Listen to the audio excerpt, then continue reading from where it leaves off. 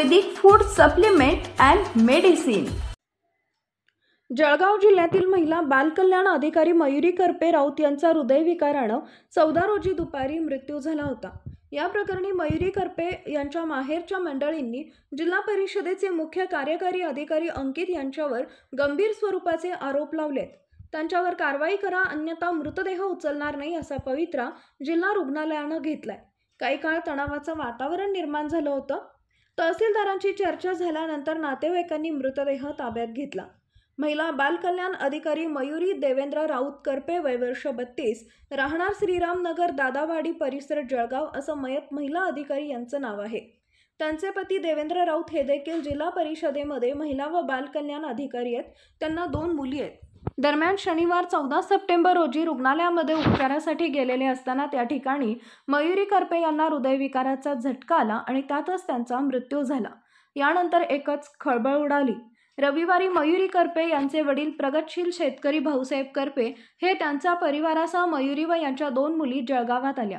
शासकीय वैद्यकीय रुग्णालयात मयुरीचा मृतदेह पाहून आक्रोश केला।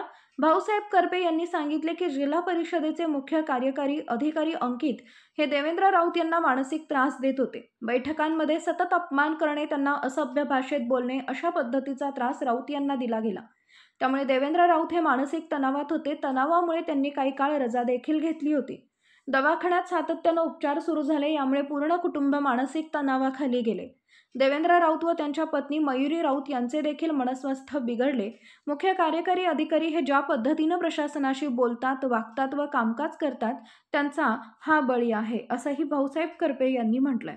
मंत्री गिरीश महाजन यांच्याकडे देखील तक्रार केली असून कनिष्ठ अधिकाऱ्यांना मानसिक तणावाखाली ठेवून त्यांचे मनस्वास्थ्य बिघडवणाऱ्या मुख्य कार्यकारी अधिकारी यांच्यावर कारवाई व्हावी अशी मागणी भाऊसाहेब करपे यांनी केली आहे।